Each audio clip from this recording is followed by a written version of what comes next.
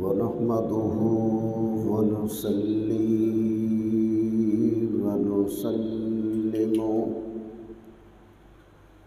ونسلم على رسوله الكريم.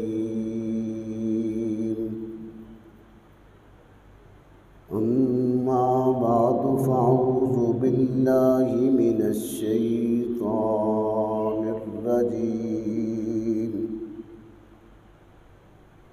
بسم الله الرحمن الرحيم.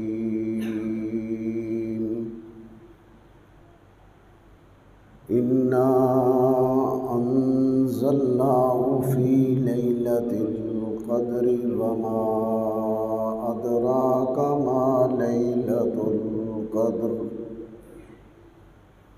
ليلة القدر خير من 1000 شهر. تنزل الملائكة والروح فيها بإذن ربهم من كل أمر سلام هي حتى مطلع الفجر. سبحان ربك رب العزة عما يصفون وسلام على المرسلين والحمد لله رب العالمين.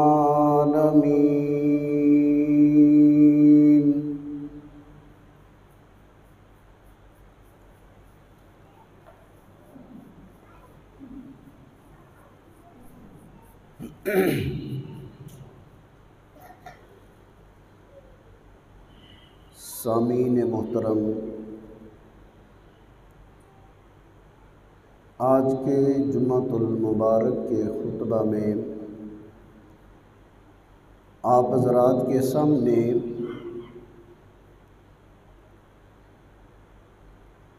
لیلۃ القدر اور اعتکاف کے متعلق کچھ عرض کروں گا. اللہ رب العزت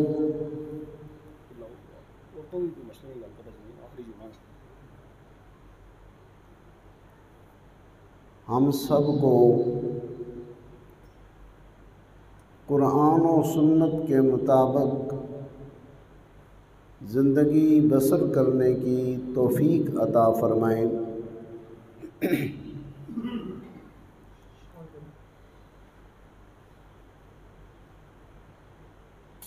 اللہ رب العزت نے اس امت کے افراد کی عمریں بہت کم رکھی ہیں،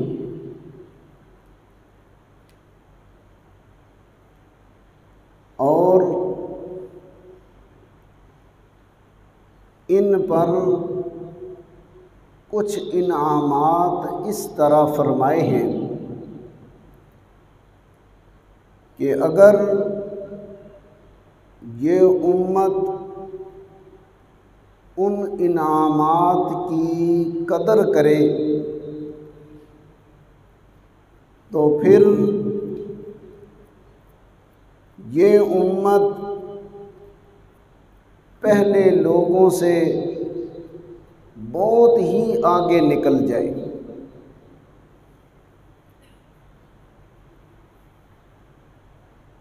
نبی پاک صلی اللہ علیہ وسلم نے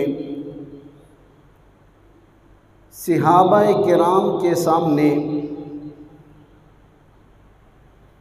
بنی اسرائیل کے ایک عابد کی عبادت کا تذکرہ کیا کہ وہ تقریباً 80 سال تک اس طرح عبادت کرتا رہا کہ رات اس کی اللہ کے حضور نوافل میں گزرتی اور دن اس کا گھوڑے کی پیٹھ پر جہاد کرتے ہوئے گزرتا۔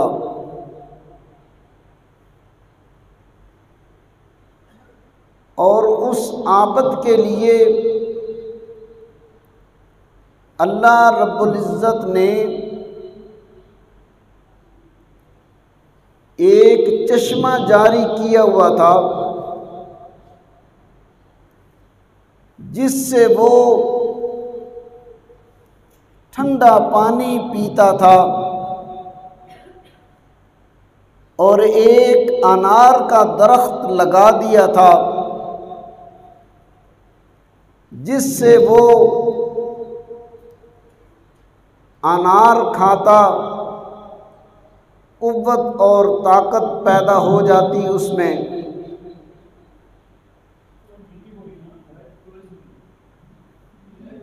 وہ عبادت گزار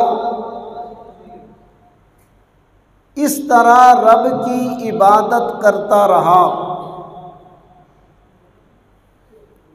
صحابہ کرام نے نبی پاک صلی اللہ علیہ وسلم کے سامنے یہ بات عرض کی، یا رسول اللہ صلی اللہ علیہ وسلم، ہماری عبادتیں اس عابد کی عبادت کے مقابلے میں تو کچھ بھی نہیں۔ ہم تھوڑی سی دیر عبادت کرتے ہیں، تھک بھی جاتے ہیں، سو بھی جاتے ہیں، اور دن ہمارا بھی مسلسل جہاد میں نہیں گزرتا۔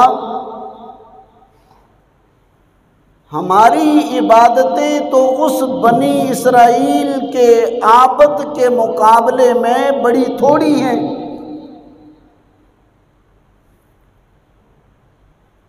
تھوڑی ہی دیر گزری تھی کہ جبرائیل علیہ السلام یہ سورت لے کر نازل ہوئے، جس میں اللہ رب العزت نے اس امت کو خوشخبری سنائی کہ اس ایک رات کی عبادت خیر من الف شہر، 1000 مہینوں سے بہتر ہے۔ آپ نے اپنی امت کو خوشخبری سنائی کہ پہلی امتوں کی زیادہ عبادت، زیادہ ریاضت، زیادہ محنت کی طرف نہ دیکھو، تمہاری نسبت جو میں محمد کی طرف ہوئی ہے، اس اللہ کے احسان کی قدر کرو گے تو تمہاری ایک رات کی عبادت کا ان کی ساری زندگیاں اس کا مقابلہ نہیں کر سکتی۔ پھر آپ صلی اللہ علیہ وسلم نے فرمایا، یہ جو تم تذکرہ سن رہے ہو نا، قیامت والے دن ایک منظر ایسا بھی ہوگا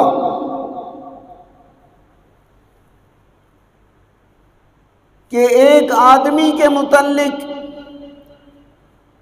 ایک ایسے ہی عبادت گزار کے متعلق حکم ہوگا، جاؤ میری رحمت سے اسے جنت میں داخل کر دو۔ وہ کہے گا ٹھیک ہے مولا، تیری رحمتی کی وجہ سے جنت میں جا رہا ہوں، لیکن اگر میری عبادت کا تذکرہ ہو جاتا، ساری زندگی گھوڑے کی پیٹھ پہ گزاری،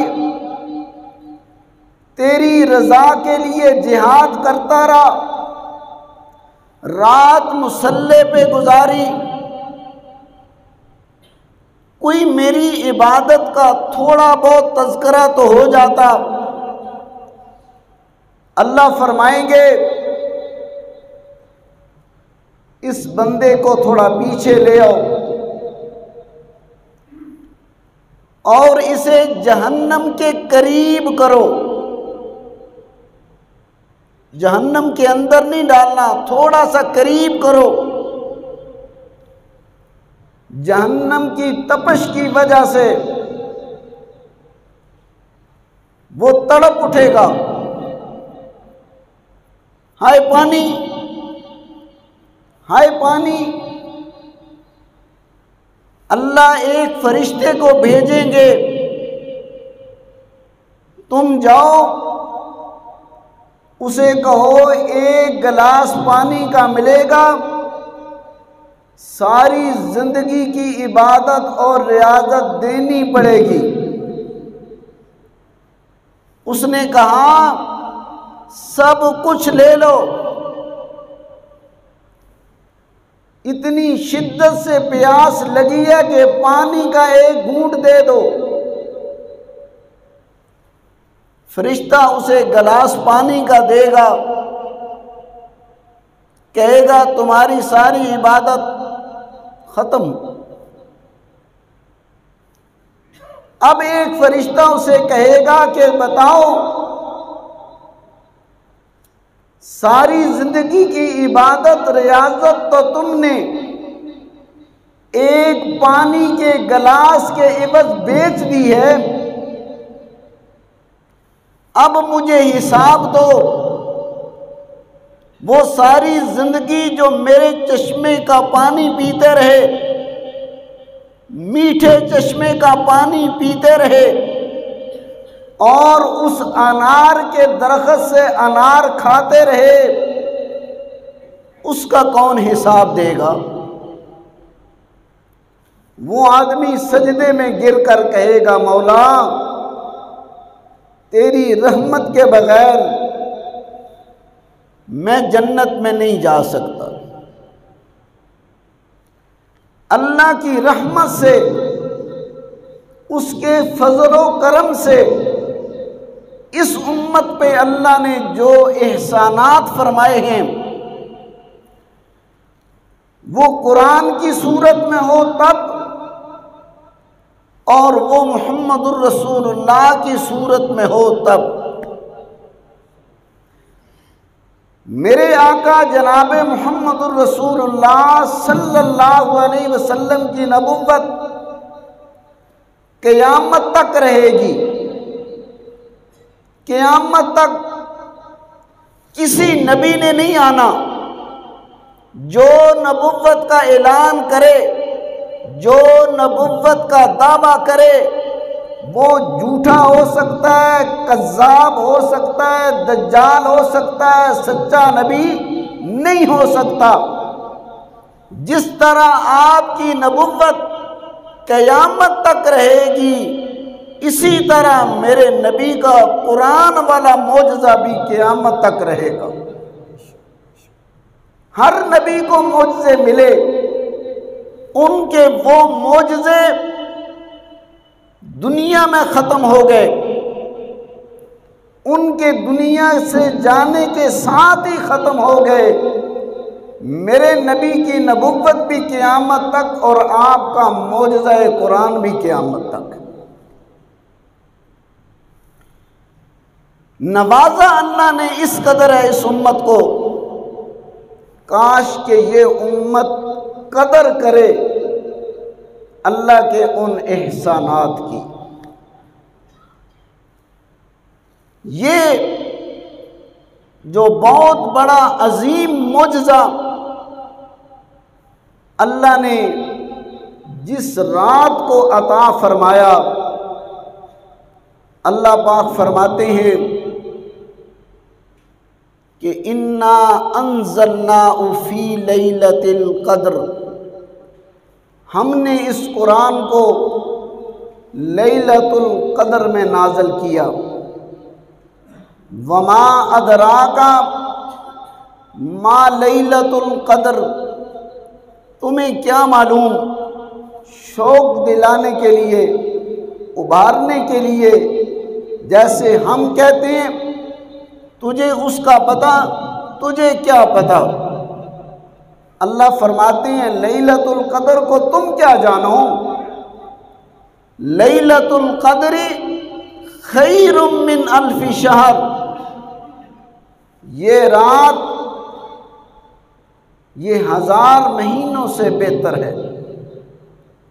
اس کی عبادت، اس کی ریاضت 1000 مہینوں سے بہتر ہے۔ 83 سال اور 3-4 مہینے بنتے ہیں۔ تنزل الملائکۃ والروح فیہا بِإِذْنِ رَبِّهِمْ مِنْ كُلِّ امر، اس رات فرشتے اترتے ہیں اور روح الامین جبرائیل امین دنیا میں تشریف لاتے ہیں، رب کے حکم سے، اس کی اجازت سے۔ یہاں یہ بات سمجھائے گی کہ اللہ کی اجازت کے بغیر اللہ کی مخلوق میں سے کوئی بھی ایک آنکھ بھی نہیں جھپک سکتا۔ اور یہ رات کوئی ایک لمحے کے لیے نہیں ہوتی، یہ رات غروب آفتاب سے لے کر طلوع فجر تک یہ رات سلامتی والی رات ہوتی ہے، ساری رات سلامتی والی ہوتی ہے۔ سیدہ عائشہ صدیقہ رضی اللہ تعالی عنہ فرماتی ہیں یا رسول اللہ، اگر یہ رات مجھے نصیب ہو جائے تو میں رب سے کیا مانگوں؟ تو نبی پاک صلی اللہ علیہ وسلم نے فرمایا، اے عائشہ، اس رات رب سے یہ دعا کیا کرو، اللہم انکا عفو تحب العفو فاعف عنی، اے میرے اللہ تو معاف کرنے والا ہے، تو معافی کو پسند کرتا ہے، اے اللہ مجھے معاف کر دے۔ رب سے معافی مانگو۔ 3 مرتبہ یہ لفظ آیا لیلۃ القدر۔ اس کی مفسرین نے بڑی خوبصورت ایک توجیہ لکھی ہے کہ لیلۃ القدر 3 مرتبہ کیوں آیا۔ بہت ہی نصیبوں والی قوم کو، امت کو، بہت ہی مقدر والے اور عظیم المرتبت پیغمبر کے ذریعے بہت ہی عظیم اللہ نے قرآن عطا فرمایا ہے، اس لیے 3 مرتبہ یہ لفظ آیا ہے۔ رمضان المبارک کے عشروں کو 3 حصوں میں جو تقسیم کیا جاتا ہے، اس کی بھی بڑی خوبصورت ایک توجیہ ہے۔ محدثین لکھتے ہیں کہ لوگوں کی ذہنی حالت بھی 3 طرح کی ہوتی ہے، اعمال کے اعتبار سے بھی لوگوں کی پوزیشن 3 طرح کی ہوتی ہے۔ اس لیے رمضان المبارک کے عشروں کو 3 حصوں میں تقسیم فرمایا۔ پہلا عشرہ رحمت والا، دوسرا عشرہ مغفرت والا، تیسرا عشرہ جہنم سے آزادی والا۔ اعمال کے لحاظ سے تین طرح کے لوگ ہوتے ہیں۔ کچھ تو ایسے ہوتے ہیں کہ پورا سال انہوں نے اللہ کے احکامات پہ عمل کیا ہوتا ہے، رمضان المبارک کے آتے ہی پہلے عشرے میں ان کی بخشش ہو جاتی ہے، جنتی بن جاتے ہیں۔ کچھ ایسے ہوتے ہیں ان کے ذمے کچھ کوتاہیاں ہوتی ہیں، پہلا عشرہ گزارتے ہیں، دوسرے عشرے میں ان کی مغفرت ہو جاتی ہے، اور کچھ ایسے ہوتے ہیں کہ جب دو عشرے گزر جاتے ہیں تو پھر تیسرے عشرے میں جب وہ رب سے جہنم کی آزادی رو رو کر مانگتے ہیں تو اللہ انہیں جہنم سے آزاد کر دیتے ہیں، بخشش فرما دیتے ہیں۔ ذہنی سطح بھی تین طرح کی ہے۔ کچھ لوگ ایسے ہوتے ہیں کہ آپ بات کریں تو فوراً سمجھ آ جاتی، وہ کہتے ہیں بس آپ نے جو بات کہی سمجھ آ گئی۔ کچھ کہتے ہیں نہیں سمجھ آئے گی دوبارہ کہو۔ دوسری بات کہنے سے پھر انہیں سمجھ آتی ہے۔ اور کچھ ایسے ہوتے ہیں کہ 3 مرتبہ یا 3 سے زیادہ مرتبہ بات کہی جائے تو تب انہیں سمجھ آتی ہے۔ اسی لیے اللہ نے اس ماہ مبارک کو 3 عشروں میں تقسیم کیا ہے۔ آخری عشرہ، یہ عشرہ جہنم سے آزادی والا عشرہ ہے، اور اس عشرے میں جو یہ عبادت ہے اعتکاف والی، یہ اتنی عظیم عبادت ہے کہ نبی پاک صلی اللہ علیہ وسلم نے فرمایا جو 1 دن اور رات اعتکاف بیٹھتا ہے، 1 دن اور رات، اس کے اور جہنم کے درمیان 3 خندقوں کا فیصلہ ہو جاتا ہے۔ ایک خندق کا فیصلہ اتنا ہے جتنا زمین سے لے کر آسمان تک۔ آدمی جو کچھ بھی کرتا ہے، اچھے اعمال کرے یا برائیوں سے بچے، وہ اسی لیے کرتا ہے کہ میں جہنم سے بچ جاؤں، جنت میں جانے والا بن جاؤں۔ اللہ اس آدمی، اعتکاف کرنے والے آدمی اور جہنم کے درمیان اتنا فیصلہ فرما دیتے ہیں، 1 دن کا اور 10 دن کا۔ یہ اللہ رب العزت کا بڑا خصوصی انعام و اکرام ہوتا ہے ان لوگوں کا۔ نبی پاک صلی اللہ علیہ وسلم نے فرمایا اگر تم لوگ فتنے میں نہ پڑ جاؤ نا تو جو صحیح طرح رمضان المبارک کی قدر کرتا ہے اس کی اس طرح بخشش ہو جاتی ہے، اس طرح فرشتے اس کا استقبال کرتے ہیں، اس طرح فرشتے اس کے ہاتھوں کو چومتے ہیں کہ اگر تم فتنوں میں نہ مبتلا ہو جاؤ نا تو دنیا میں دیکھو کہ فرشتے تمہاری کس طرح اکرام کرتے ہیں، عزت کرتے ہیں، احترام کرتے ہیں۔ جو لمحات باقی ہیں اللہ رب العزت ہمیں ان کی قدر کرنے کی توفیق عطا فرمائے۔ خصوصی طور پر صدقہ فطر کے متعلق آپ سماعت فرما لیں۔ 2.25 کلو 2 سیر گندم یا اس کی قیمت ہے صدقہ فطر۔ ہم گاؤں میں رہتے ہیں، گاؤں میں جس طرح گندم کا ریٹ ہے اس کے مطابق چند دوستوں سے جو مشورہ کیا ہے انہوں نے بتایا ہے کہ 120 روپیہ بنتا ہے۔ 120 روپیہ صدقہ فطر اپنے یہاں کے محل کے اعتبار سے ہر ایک آدمی کو ادا کرنا ہے۔ اپنی چھوٹی اولاد، معصوم اولاد، ان کی طرف سے بھی آپ نے ادا کرنا ہے۔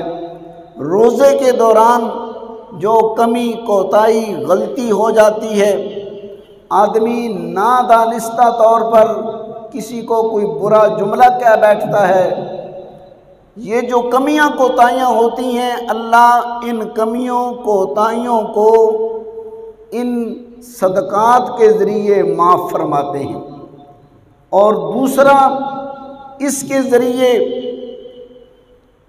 نادار لوگ، غریب لوگ، انہیں بھی یہ موقع میسر آتا ہے کہ وہ اپنا قرض ادا کر سکیں، وہ خوشیوں میں ہمارے ساتھ شامل ہو کر خوشیاں کر سکیں۔